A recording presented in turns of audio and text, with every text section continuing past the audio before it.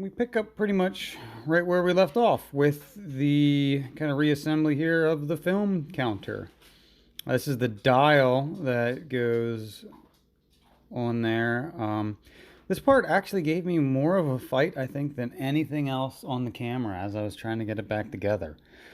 It just didn't want to like fit down in there nice. It kept wanting to get caught up on the the stop catch, which kind of makes sense. It's the catch that stops it from over rotating or stops it right on the number. So it's a complicated system. Not really that surprised.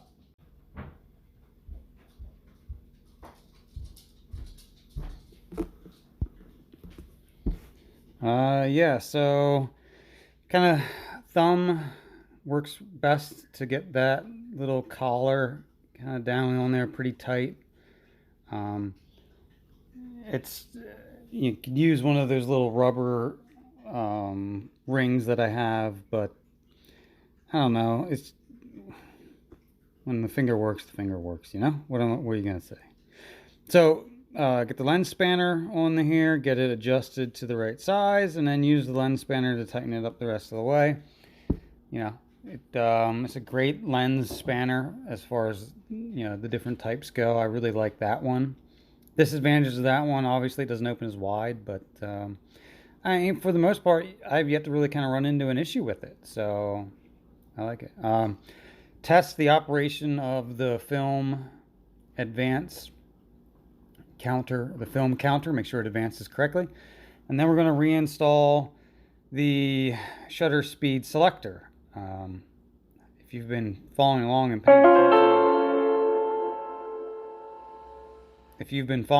paying attention at all, you will have remembered that I found that the shutter speed selection dial was easiest to remove when the film advance lever was out of the way. My dumbass forgot that and reattached the film advance lever because I always like to work left to right and then from right to left, and it's just sometimes your habit takes over and you do just dumb things, and that's what I did in this case. I did though eventually get it to fit in nice without too much of a fight, which you'll see later on here. Right now just putting on the last piece for the counter. I don't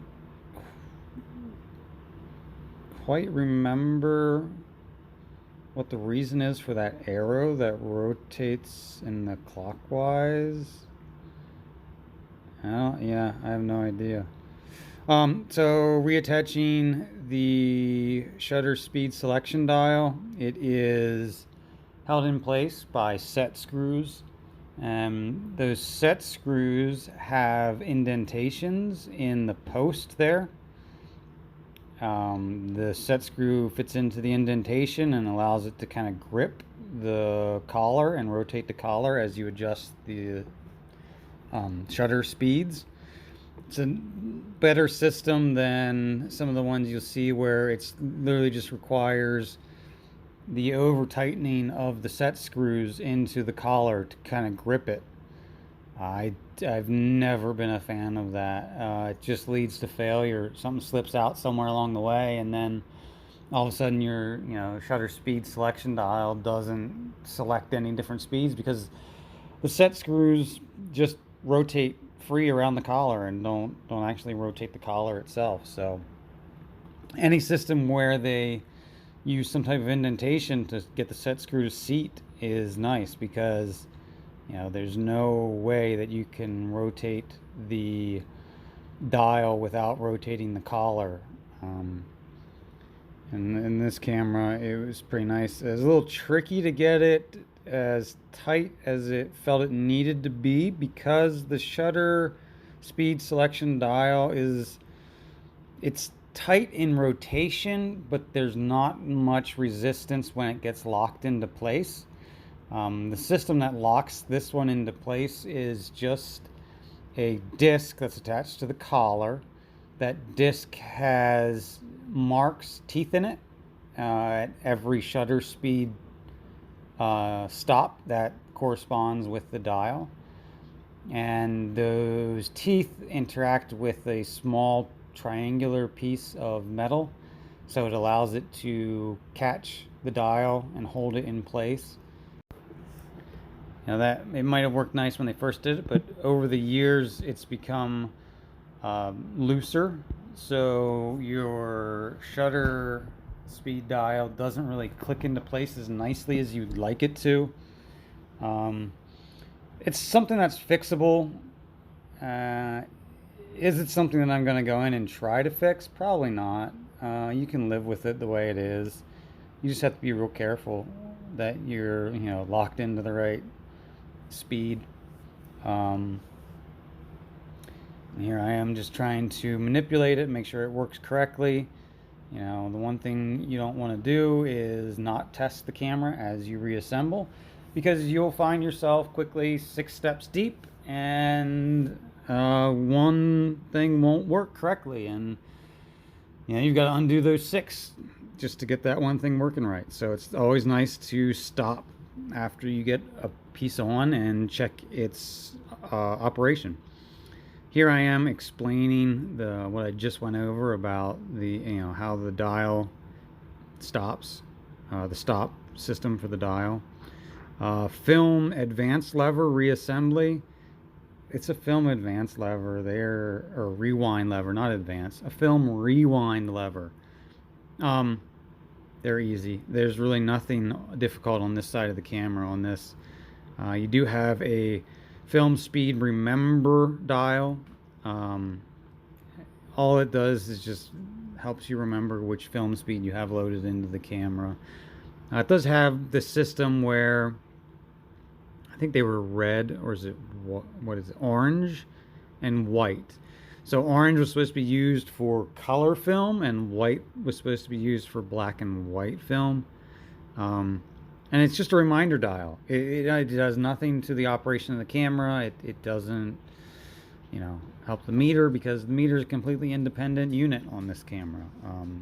It's an afterthought on this camera, and I do have one. It's kind of funny looking. I will eventually put up a video where I kind of go over it a little bit and how it operates. That's another video for another time. Maybe I need to check the audio on that one too, because the audio might be trash as well. But anyway, so there's the dial on and operating correctly. The only thing left to do is to reattach the film rewind lever.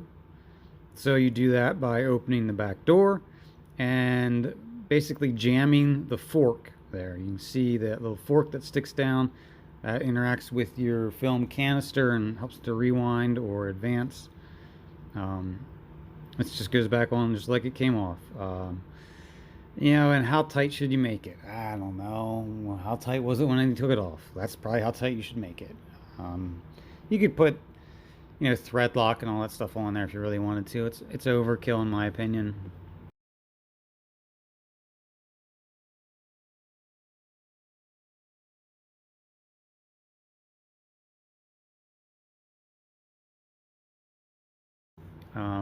So we're going to reassemble the lens mounting plate, and the lens mounting plate is important to get in there correctly. It's important to get these shims over here that I just pointed to in the correct order, the same order that you took them out in. If you don't put the shims back in the right order, your lens mount will be off canter. It'll be angled to the left, to the right, or up and down, and your image won't be in focus across your entire depth of field, especially when shooting with large apertures. You won't have a very in focus film plane or focal plane. You won't have a very flat focal plane. So putting the shims,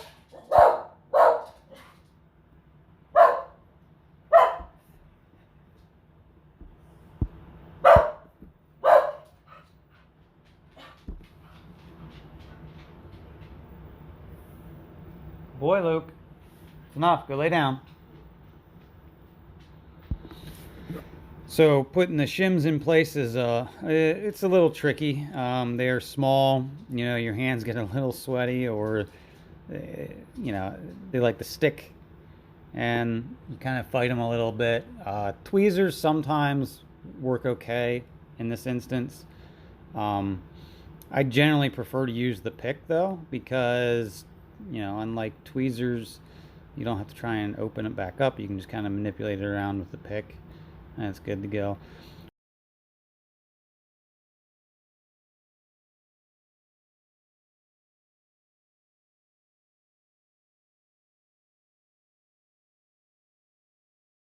As possible. So here we're going to reassemble the front lens plate, the lens mounting plate. This is the actuator for the aperture, and you want to make sure you hold that forward as you reinstall the lens mounting plate. It interacts with the part of the shutter mechanism. If you don't hold it forward, it's not going to seat correctly, and you're going to have to remove this and do it again. Very gentle putting that down on there, because I don't want to knock my shims out of place. If they knock them out of place right now, I'll never know that they're out of place. You know, they could slip well outside of the screw hole, which is the only thing you can really see through now. It is kind of reassuring to be able to see the shims through the screw holes. That way you have to go in and readjust. Again, this little pick, I think a dental pick, I'll probably pick them up at like Harbor Freight, someplace like that. Just inexpensive, doesn't need to be anything fancy. It just gets the job done. Continue to hold everything in place until I get the driver ready, because I don't want anything to wiggle or move around on me. If I remember correctly, this one kind of fought me a little bit. Magnetic tip bits, I mean, they're okay. Sometimes they end up making it harder than, you know, making it easy for you. But it's the way she goes. And again, installing these screws is a lot of, it's a very delicate procedure, so it's a lot of finesse that has to go into it. I don't like to kind of over tighten them, or just start chucking them in there and wind them down tight. I put it in there and kind of let the screw find its own way. That's the best way to describe it.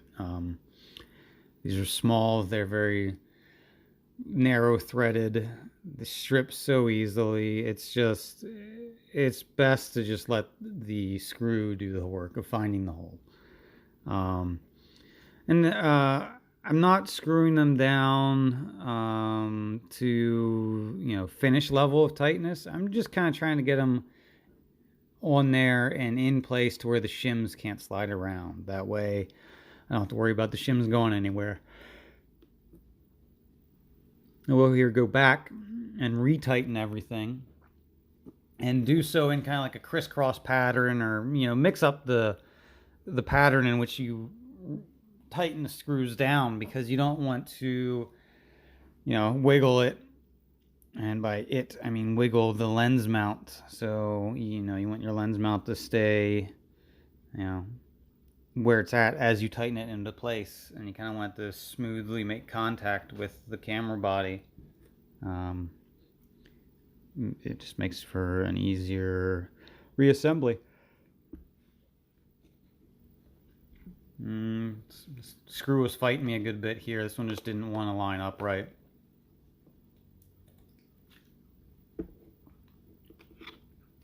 Fight, fight, fight.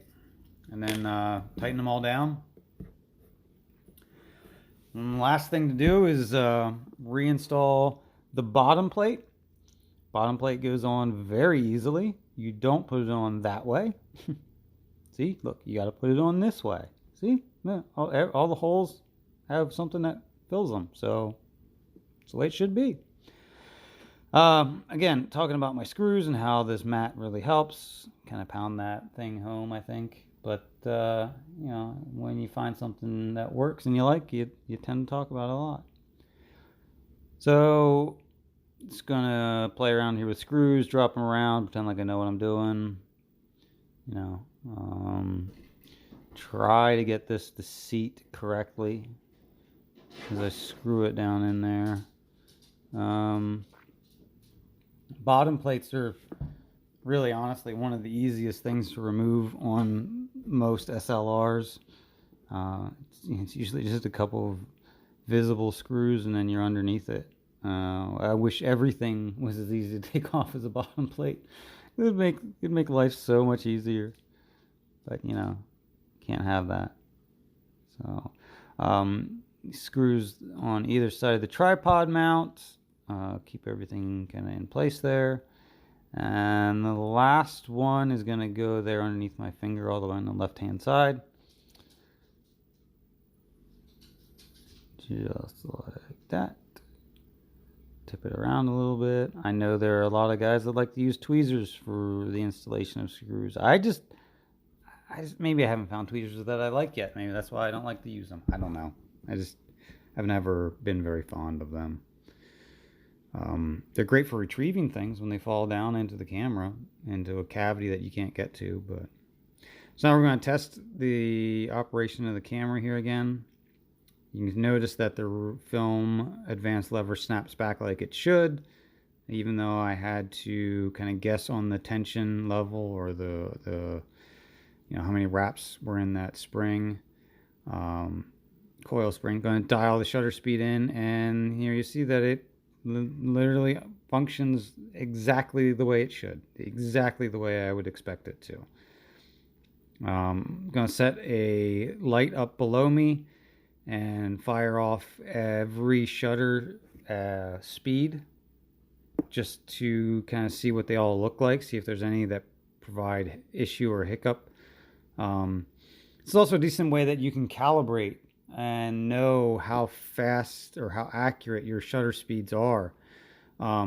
Just do this with two different cameras and then compare the two videos and see where the differences are.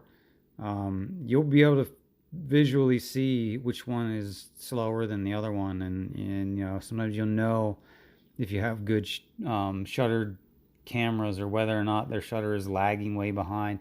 And there is there has to be a manufacturer tolerance for shutter speeds, and every manufacturer probably has a different tolerance for how exact that shutter has to open at that speed. I mean, yeah, we're asking it to open for 1/8 of a second, but there's obviously, it's not going to hit 1/8 of a second every single time because this is a mechanical thing. There's a lot of moving parts, a lot of things that can affect its operation. So I highly doubt that any camera is dead nuts on all the time. I would imagine you have some speeds that are more accurate than others, some cameras that are more accurate than others, but this is just a nice test to perform, so you have kind of a baseline of understanding where your shutter speeds are at and how accurate they are.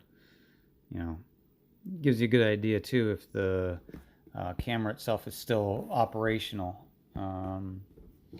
Yeah, I mean, that's pretty much the long and short of it. Completely reassembled, functioning the way you would want it to. And like I said, after letting it sit for a couple days, it's back to being ornery again. So I'm going to probably post another video kind of going over what I'm going to do now to try and remedy the issue. But thank anyone who has actually suffered through this series to this point. I hope you've learned something from my stupidity. Don't do what I do, or do what I do if you think it actually works. I'm not gonna sit here and tell you how to live your life, God damn it.